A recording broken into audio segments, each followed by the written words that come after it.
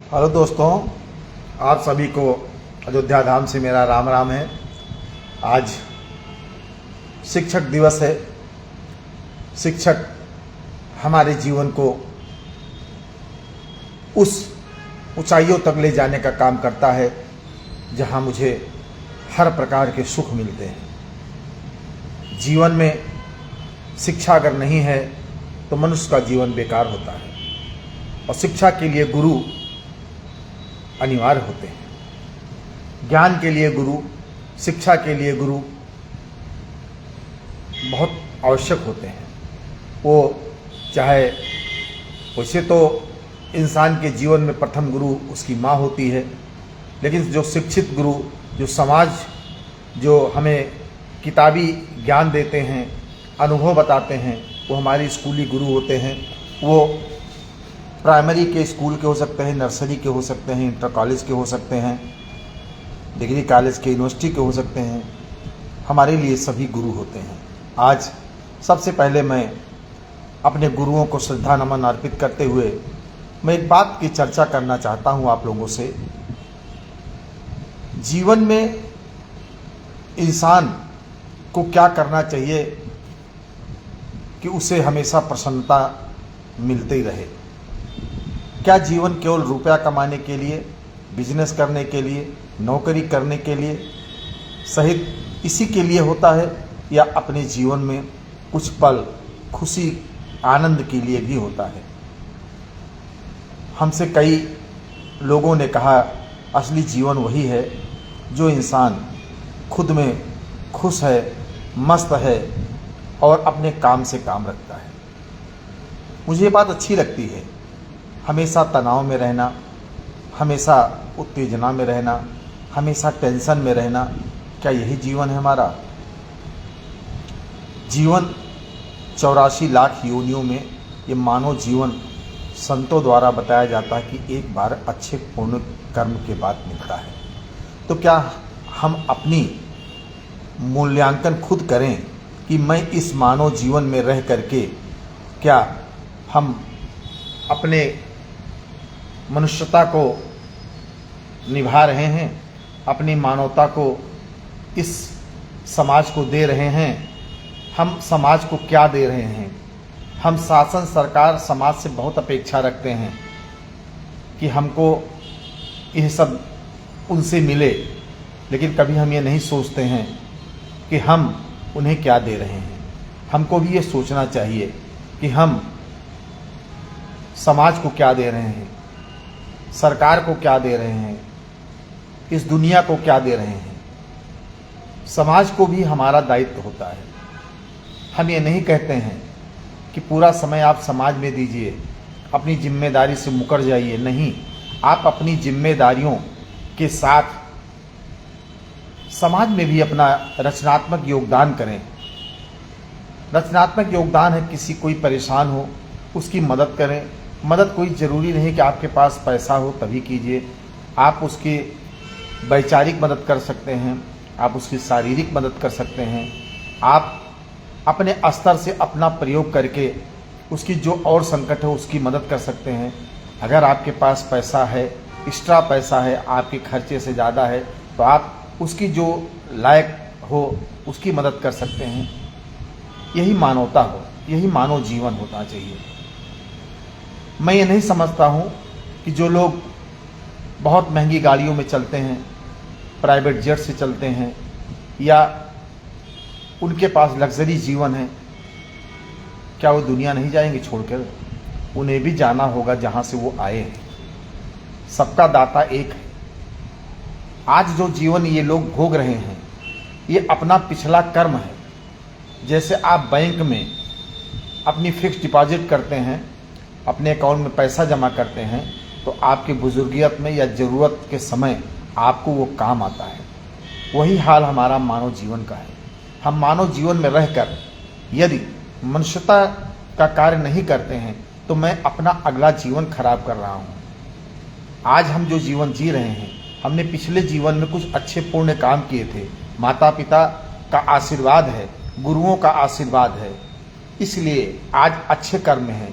तो यही चीज़ इंसान को इस बार भी सोचना चाहिए कि हम भले किसी योनि में जाएं ना जाएं, लेकिन हम अगर मनुष्य हैं तो मेरे अंदर मनुष्यता होनी चाहिए, निर्दयता नहीं होनी चाहिए। ज्ञान आपको एक छोटा सा बच्चा भी दे सकता है, एक 100 साल का बुजुर्ग भी दे सकता है। ऐसा नहीं है कि आप 50 साल के हैं, 40 साल के हैं, 70 साल के हैं, 80 साल के हैं, आप ज्ञान से परिपूर्ण हैं। ज्ञान एक ऐसा चीज है, गुरु एक ऐसी गद्दी है जो जीवन में कई बार आते हैं, कई बार मिलते हैं, कदम कदम पे आपको गुरु मिलते हैं। वो किसी भी लाइन के गुरु हो सकते हैं, वो आपकी मदद के लाइन के हो सकते हैं, आपकी शिक्षा के लाइन के हो सकते हैं, आपको ठग करके अगला किसी को न ठगा जाए वो ज्ञान आपको दे सकते हैं। ऐसा नहीं कि आप कभी जब परेशान होते हैं, आप कभी जब संकट में होते हैं, तो आपको भगवान एक आशा की किरण आपको देते हैं कि क्यों आपसे कौन सी गलती हुई कि उस गलती के कारण आपको ये कष्ट भोगना पड़ा, वो गलती दोबारा ना हो। भगवान जो है, ईश्वर जो है, अगर आप मानते हैं तो, और नहीं मानते तो भी ऊपर वाला मान लीजिए कि हर व्यक्ति को जीवन में 3 मौके देता है उनके बनने के लिए। 3 मौका अगर आप चूक जाते हैं तो फिर जीवन आपका व्यर्थ हो जाता है। जिस घर में माता पिता की इज्जत नहीं होती है, जिस घर के बुजुर्गों की इज्जत नहीं होती है, जिस घर के लोग साधु संतों की इज्जत नहीं करते हैं, जिस घर के लोग गुरुओं की इज्जत नहीं करते हैं, जिस घर के लोग अपने बड़ों की इज्जत नहीं करते हैं, वो घर घर नहीं है, वो एक तरीके से होटल है। आप आते हैं, रहते हैं, खाते हैं, चले जाते हैं, किसी से कोई मतलब नहीं है। वैसे भी इस समय मोबाइल एक ऐसा अस्त्र आ गया है कि इसने लोगों से दूर कर दिया है, अपने लोगों से दूर कर दिया है, भाई भाई को दूर कर दिया है, बेटे को दूर कर दिया, पत्नी पति से दूर हो गई है, भाई बहन से दूर हो गया है। उसका कारण है लोग आते हैं मोबाइल में सीधे चिपक जाते हैं। मुझे भी कई बार ये ताने सुनने पड़ते हैं, आते ही मोबाइल में चिपक जाते हैं। सोचता हूँ कि मोबाइल में ना चिपकूं, लेकिन दिल है कि मानता नहीं। पता नहीं क्या कारण है मोबाइल। दूसरों को तो उपदेश देता हूं, लेकिन खुद कभी कभी चिपका रहता हूं। लेकिन मैं प्रयास करता हूं कि समय परिवार के साथ, बच्चों के साथ, अपने स्टाफ के साथ, अपनी जिम्मेदारियों के साथ निभाना चाहिए। बहुत से लोग देखते हैं कि बहुत से लोग गलत कार्य करके बहुत ऊंचाइयों पर जा रहे हैं। लोग कहते हैं फलाने पूजा नहीं करते हैं, मंदिर नहीं जाते हैं, कभी कोई कथा भागवत नहीं करवाते हैं, देखिए इतने धनी हैं। आप ये मत देखिए, आप क्या करते हो आप ये देखो। वो क्या करते हैं, उनके पास क्या प्रारब्ध है, उससे आपसे कोई मतलब नहीं। मैं क्या कर रहा हूं, हम क्या कर रहे हैं, हमको अपने से मतलब है। जैसे आप बैंक में कोई अकाउंट खोलते हो, के मिश्रा के नाम से मैंने कोई बैंक में अकाउंट खोला है, अगर मैं 10 रुपये जमा करूंगा, चाहे 10 लाख जमा करूंगा, वो के मिश्रा के अकाउंट में जाएगा। वैसे ही इंसान है, वो कोई कर्म करेंगे, गलत करेंगे तब भी उन्हीं के खाते में जमा होगा, अच्छा करेंगे तब भी उन्हीं के खाते में जमा होगा। अभी हमको एक संत जी मिले थे कुछ दिन पहले, उन्होंने कहा ये जो लोग नंबर 2 का काम करके पैसा बहुत कमाते हैं और बड़ा बड़ा भंडारा करते हैं, इससे उनका अहित होता है, उनका हित नहीं होता है, खाने वालों का भी अहित हो जाता है। इसीलिए कहा गया है साधु संतों को भी जो चढ़ावा मिल रहा है उसमें ये उन्हें देखना चाहिए कि चढ़ावा चढ़ाने वाला व्यक्ति कौन सा है, किस प्रकार की उसकी कमाई है, वो व्यक्ति क्या दान जो दे रहा है वो दान का पैसा हम हजम कर पाएंगे। कभी कभी आप देखते हैं लोग इधर उधर का काम कर करके बहुत पैसा कमा लेते हैं, साल में 2-4 बड़े बड़े भंडारा करा देते हैं, लाखों खर्चा कर देते हैं, लेकिन उसका पुण्य उन्हें नहीं मिलता है। ये संतों ने कहा है, ये मुझे बताया गया है। ऐसा करने से लाभ अगर मिलता तो जितने भी चोर डाकू बदमाश जितने लोग हैं हर महीने अनवरत भंडारा ही करते रहते, लेकिन उनके भंडारा करने से उनके किसी ऐसे कार्य से कोई उनको फायदा नहीं होगा। उनको फायदा तभी होगा जब किसी गरीब व्यक्ति की मदद करेंगे। गरीब हर व्यक्ति होता है, कोई जाति गरीब नहीं है, कोई धर्म गरीब नहीं है। गरीब वो होता है जो लाख प्रयास करे फिर भी आगे नहीं बढ़ पाता, उसे गरीब कहते हैं। कुछ लोग जानबूझ के गरीब बने हैं, वो गरीब नहीं है। हम कोई प्रयास कर रहे हैं, उसमें बार बार असफल हो जाते हैं, तो मेरे अंदर निराशा आती है, कुंठा आती है। आप ऐसे लोगों की मदद कीजिए कि उनके अंदर निराशा ना आए, कुंठा ना आए, वो गरीब होता है। मैं किसी की जाति धर्म मजहब पर कोई उंगली नहीं उठा रहा हूं, कोई टिप्पणी नहीं कर रहा हूं, लेकिन मैं ये कहता हूं कि जो लोग वास्तविक बिना दिखावे के दूसरों की मदद करते हैं, वही सच्चे मायने में मनुष्यता का जीवन जी रहे हैं। हमारे पूर्वजों ने कहा है कि अगर आप दाहिने हाथ से किसी को 100 रुपये दे रहे हैं तो बाएं हाथ को पता नहीं लगना चाहिए। लेकिन आजकल समाज सेवी ऐसे हैं कि अगर वो 100 रुपये दे रहे हैं, 1 दर्जन केला भी देने जा रहे हैं, तो उसको 5 लोग पकड़े रहते हैं, फ़ोटो आती है, हम लोग भी छापते हैं, हम लोग भी अखबार में हैं, तो हम लोगों को छापना पड़ता है। आखिर हम किसी को सुधार नहीं, ये तो स्वयं सोचने वाली बात है। ये किसी कोई इसको कोई बताएगा नहीं कि गलत काम है। ये आप सोचो कि मैं विनय मिश्रा जी से मिल रहा हूँ, विनय मिश्रा जी से कभी कोई दिक्कत है, उनकी मैंने कोई हेल्प किया तो मैं उसे सोशल मीडिया पर डाल दूँ। या हमारे बड़े भाई कथावाचक हैं जो अरण्य प्रदेश में एक अच्छा स्कूल चलाते हैं, गरीबों के लिए भी उनकी मुफ्त शिक्षा है। पंडित अमरेश्वरन जी महाराज जी हमारे बड़े भाई हैं, उनका आशीर्वाद हम लोगों को हमेशा मिलता रहता है। बीकापुर के भैरवपुर टिकरा जैसे ग्रामीण परिवेश में स्कूल चला करके सैकड़ों बच्चों, हजारों बच्चों को हर साल और शिक्षा से जोड़ रहे हैं। ये लोग मदद करते हैं, किसी पता नहीं चलता है। अभी 10 बच्चों को 5 बच्चों की फीस छोड़ दें, इनको पता नहीं चलेगा, कभी सोशल मीडिया में नहीं डालते हैं लोग। उसका एक कारण होना चाहिए। बहुत से लोग मैं देखता हूं, मैं सभी को कहता हूं, किसी की नौकरी चाकरी या किसी सरकारी नौकरी का काम या अखबार का मैं नाम नहीं लूँ, मैं देखता हूं अगर वो किसी को 1 रुपए की पेन देते हैं तो उसको सोशल मीडिया पर तुरंत डाल देते हैं, आज मैंने फला को पेन प्रदान किया है। बहुत अच्छी बात है, आप प्रदान किए हैं, भगवान आपकी मदद करेगा। लेकिन अगर हो सके तो इस टाइप की चीज़ों से बचा जाए, इस टाइप की चीज़ों से बचा जाए। हम किसी की मदद उसकी बदनामी करने के लिए नहीं करते हैं, हम उसकी मदद करते हैं। भगवान ने हमको इस लायक बनाया है, भगवान ने हमको इस लायक बनाया कि मैं उसकी मदद कर दूं जो मेरे हैसियत में हो। ऐसा कुछ नहीं है कि आप उसको राजा बना दीजिए, उसका घर बना दीजिए, महल बना दीजिए, वो कार नहीं, ऐसा कुछ नहीं है। हम इसलिए कहते हैं कि मदद बहुत जरूरी है। ये समाज है। जैसे आप पहले चारपाई चलती थी, हम लोगों के यहाँ बुनाई होती थी, एक दूसरे से नीचे से ऊपर से निकल करके पूरी चारपाई बुनी जाती थी। उससे हम समाज के हर जाति, हर वर्ग के लोग, हर एक दूसरे से बुने हुए हैं। हमारा समाज हमारे पूर्वजों का समाज है, हमारा वैष्णव संप्रदाय है, हमारा सनातन धर्म है। हमारा धर्म तो अटूट है, इसकी कोई गणना ही नहीं कर सकता कब से आया है। लेकिन कुछ लोग हैं जो इसमें भी एक दूसरे पर आरोप प्रत्यारोप लगा करके सनातन धर्म को बदनाम कर रहे हैं। उनको ऐसा नहीं करना चाहिए। मैं सिर्फ इतना कहूँगा कि जो जैसा करेगा वो ऐसा पाएगा। लेकिन प्रयास ये रहे कि हमसे अनजाने में अगर गलती होती है तो कोई बात नहीं, लेकिन जान समझ में किसी से कोई गलती ना करें, ये सबसे अच्छी बात है। जिसके पास हो, जो हो, कोई भी पीड़ित हो, उसकी मदद करें। मेरा सिर्फ इतना कहना है, उन लोगों को संदेश देना है जो छोटा मोटा मदद करके तुरंत सोशल मीडिया पर डाल देते हैं, तुरंत अखबार में भेज देते हैं, तुरंत न्यूज़ चैनल में भेज देते हैं।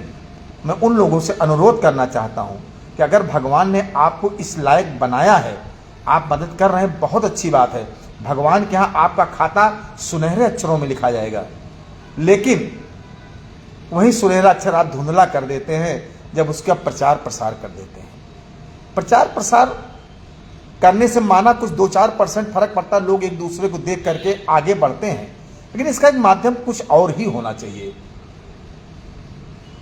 बहुत से लोग हैं रॉबिनहुड बन जाते हैं। रॉबिनहुड को बहुत से लोग जानते भी नहीं।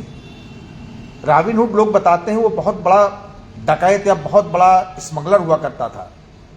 वो अथाह धन बड़े लोगों से लूटता था और गरीबों में बांटता था, इसीलिए उसका रॉबिनहुड नाम पड़ा था। रॉबिनहुड ना बने, किसी को दुख करके, किसी को दुखी करके पैसा ना कमाए, किसी को सता करके अपने बच्चों का भविष्य ना बनाएं। बच्चों का भविष्य उनकी शिक्षा से, उनकी दीक्षा से, उनके संस्कार से बनाएं। बच्चों के लिए कोई रुपया पैसा का स्टॉक, खेती बाड़ी का स्टॉक न छोड़ें। अगर आपका बेटा लायक रहेगा तो आप उसे लायक बनाए रहेंगे तो आपका बेटा कभी खाने बिना नहीं मरेगा। लेकिन अगर आप उसके लिए दूसरों के बेटों के गला काट करके धन रखेंगे तो निश्चित है इसी पीढ़ी में आपका धन चला जाएगा। आप देख लीजिए, जो अधिकारी, नेता, पत्रकार या जो जैसा गलत आचरण से धन अर्जन करते हैं, उनका धन कितने दिन तक रहता है। नोएडा, गाजियाबाद, गोमती नगर, लखनऊ, इलाहाबाद में बड़े बड़े बंगले बनवाने वालों के परिवार देखिए, उनके बच्चे छोड़ के चले जाते हैं। जिनके लिए वो सदैव धन कमाते हैं, उनके बच्चे छोड़ के चले जाते हैं। बुढ़ापे में उनका जीवन एकांकी जीवन हो जाता है। अंत में फ्रस्ट्रेशन में आकर के खुद को गोली मार लेते हैं या तो खुद को कमरे में कैद करके जहर खा लेते हैं। क्या इसीलिए अपने बच्चों को पढ़ाया गया था?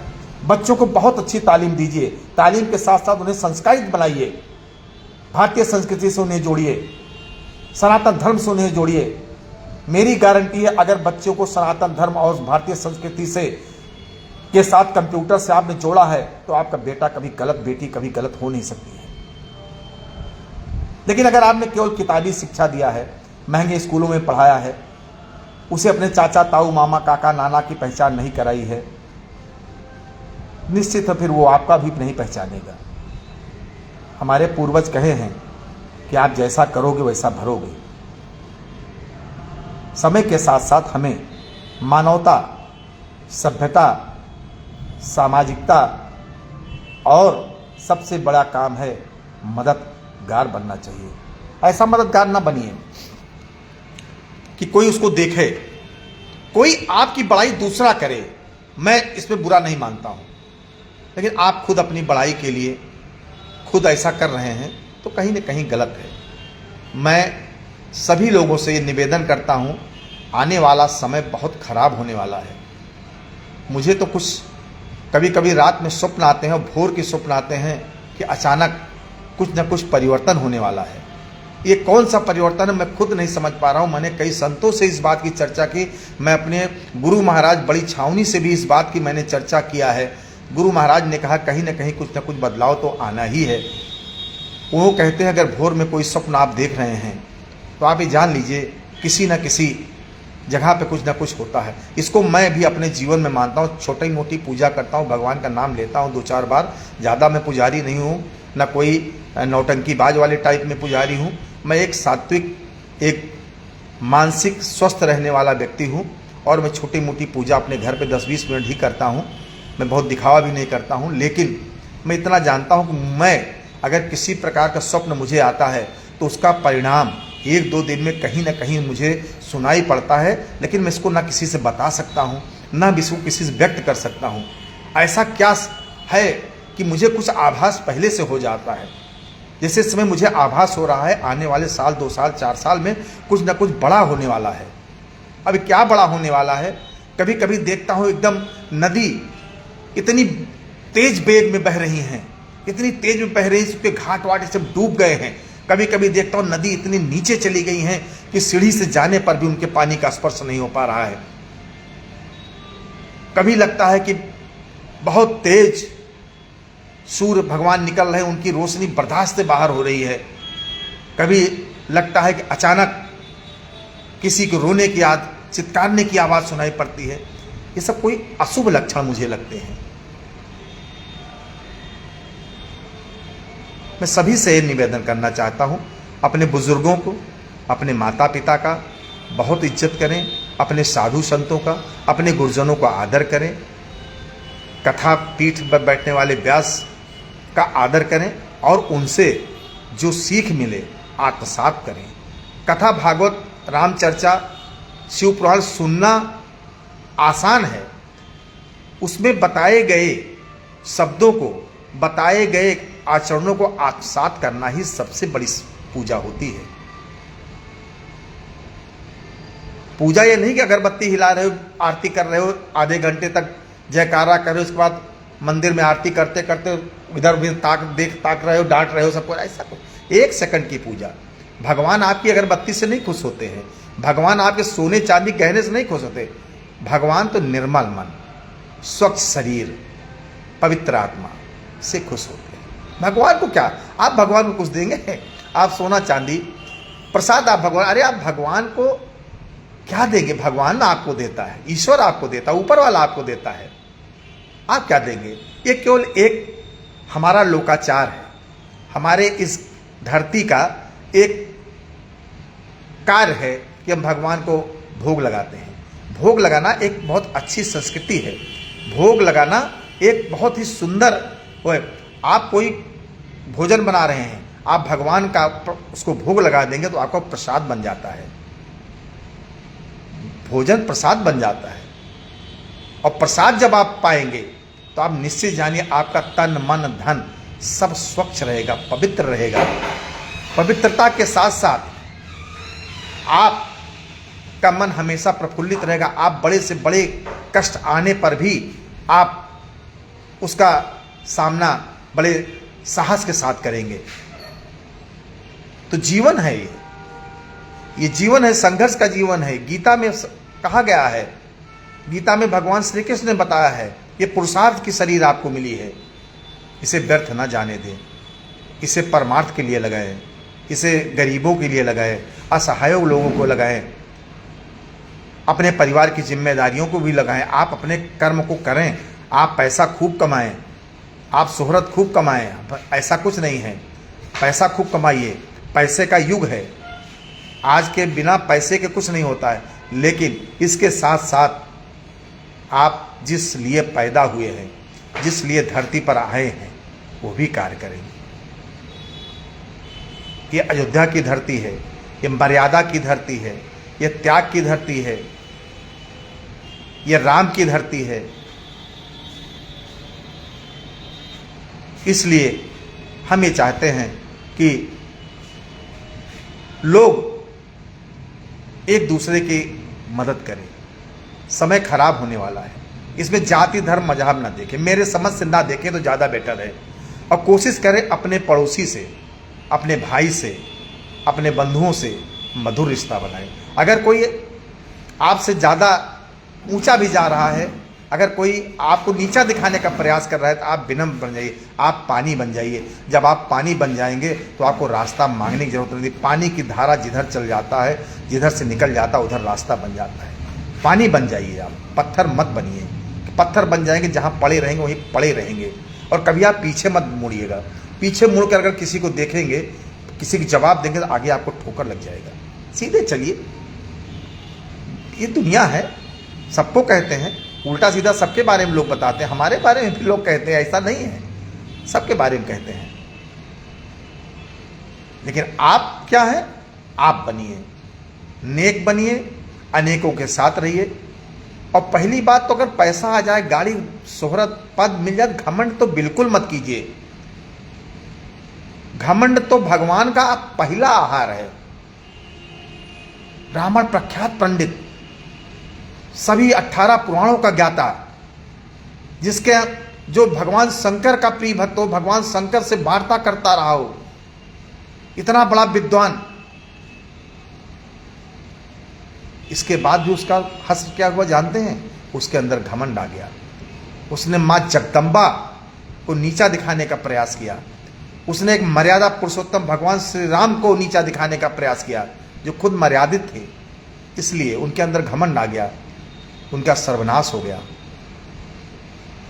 ऐसा मत बनिए। आप गलत पैसा जो लोग कमा रहे हैं, उनके परिवार को देख लीजिए, 10 साल की उनकी ज़िंदगी में देख लीजिए, आपके आसपास होंगे उनको देख लीजिए, और आप देख लीजिए जो गरीबी में जी रहे हैं या जो ईमानदारी से जी रहे हैं, दाल रोटी खा रहे हैं, आप अपना देख लीजिए, आप निश्चित अंतर पाएंगे। पैसा खूब कमाइए, मैं ऐसा नहीं कह रहा हूँ, आप दिन रात मेहनत कीजिए, पैसा कीजिए, खूब कमाइए, ठेकेदारी कीजिए, नौकरी कीजिए, बिजनेस कीजिए, खूब कमाइए, लेकिन वाह का पैसा लीजिए, आह का पैसा मत लीजिए। जय सिया राम, जय अयोध्या धाम।